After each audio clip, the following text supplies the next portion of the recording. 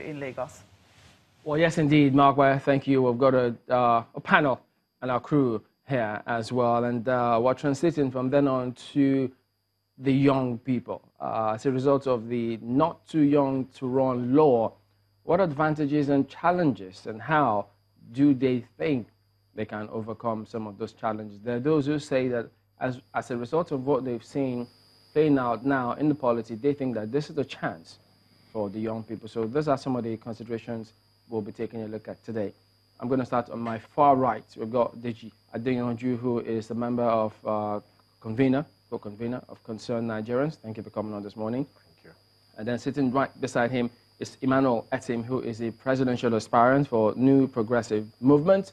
Thank you for coming on as well. Thank you for having me. Then we'll have Honorable Alebiosu, who was a member of the House of Reps from 2007 up until 2015. Is a member of the ABC. Thank you for coming on today. Thank you for having me. Well, Emmanuel, let me start with you. You're the aspirant of this new progressive movement, and you say as a result of this not too young to run law, that gives a lot of vista to so many parties and people like yourself to take up that aspiration. Is that correct? Very correct. Tell us about that. Well, first of all, without the law, probably I would have had to wait for a couple of more years before I could qualify to contest for the office of president. But because of the law, I'm able to begin that journey, to change the governance of this country and put it back in the hands of the people that deserve to have rule in this country, which are the young people. So the not too young to run law is one of the best things that's happened in terms of our democratic experience, but it's not yet there because the structure we have still puts advantage to a gerontocratic system of leadership governance, which is literally all over the system, not just in politics, but in business, in public life generally, and private life as well. So I'm hoping that with this law, and not just the law, with my aspirations, young people in Nigeria will actually realize it's not them that needs to decide, it's us that needs to decide, and we have the numbers to change the game. Well, Honorable Bush, I mean, you were a member of the House at a young age as well, below 40. You were there up until 2015. Mm-hmm. How strategic or important do you think that this law is? It's a nice one. It's just a beginning. It's just a start. What does the law say? The law is there. The strap line is not too young to run. However, what does it intend to do? It intends to allow people of a certain age bracket into the running process. Already you're from the age of 18, you're able to decide who your leader is. However, for those who wish to run, who are allowed to run, it's creating a gap. When we see what's happening around the world, I mean, I'm always usually happy and quick to reference Austria, where the probably most influential politician there is 27, Sebastian Kurz. And we see a movement going on around the world right now. I'm happy it has actually come to pass, because this is something that I have been a proponent of for quite a while, And speaking about what's going on in the world, Deji, I came across a stat that says those between the ages of 20 and 44 make up about 57% of the world's voting population, but about 26% of them are members of parliament. Yes. Well, you used to be a member of the PDP now, with Concerned Nigerians. How concerned are you that, look, this law can get the next generation, the young people, to where they need to start? Yes. In politics? First, I'm also a co-convener at our Momodandu, and you see, I support the not too young to run, and I support the whole idea of there should be no barrier, just like what my brother has said. There should be no barrier placed in the path of anyone who wants to aspire to lead in whatever capacity. In my opinion, I think that since people can vote at 18, people should be able to get elected from that age. That's in my opinion.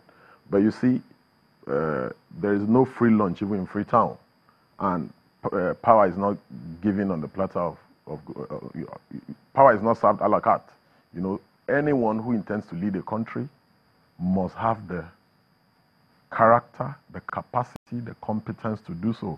Because, my brother, can you hand over your company to someone Even your company, can you hand over your company to someone who does not have experience to run it, who does not have the wherewithal, who does not have a managerial experience, who does not have the all because power. For instance, if you want to be a governor, you know, because you must show capacity, you must know what it takes to manage men and resources. So it's not just about young people saying they want to run. There's this entitlement mentality that because I'm young, therefore I should be given a space to run. No, it can never be. Is that amongst a few people, or is it's a general across thing. board? It's across board. It's a general thing. You see, politics is like business. In business, anyone can aspire to be Dangote, but you have to make the sacrifices that Dangote has made. This is a process. It has taken years to build that business. Because you can, people come into business, and it's not a Nigerian thing, it's a global thing. In America, if you want to be president, there are things you must do. Sometimes when I see some of these people saying they want to be president, young people, I just laugh. Because, you see, many of these people should be going to the House of Assembly. Because if you say you want to be a president of a country as complicated as Nigeria, you should have a team. For instance, if you want to be president, you should have people that are going into the Senate on your team, people that are going into the House of Reps on your team, people that are going into the House of Assembly in your team, people who are going to be councillors on your team, people who are going to be chairmen. You can't just come on your own and say, I want to be president. Let's see if that was Emmanuel is facing. Emmanuel. I take an exception to his generalization of who a young person is, because I doubt that you've looked at the profile of the people we are talking about. For example, I have led governments. I mean, I have sat in positions for the last decade where I've negotiated on behalf of Africa, leading 54 countries, now 55, with millions of dollars in resources mobilized to support the work the African Union does, including in Nigeria.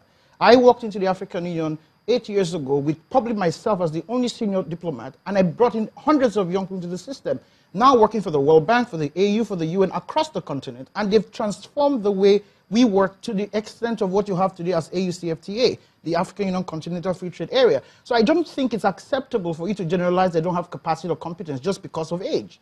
People have built experience over years. They've built competence, they've set up processes and programs. And what you should be looking for is what kind of capacity do you need to work in government. I don't think necessarily I need to come with the infrastructure of having all this people behind me. What is the role of politics? What is the game of politics? It's not negotiation. It's not getting people on board.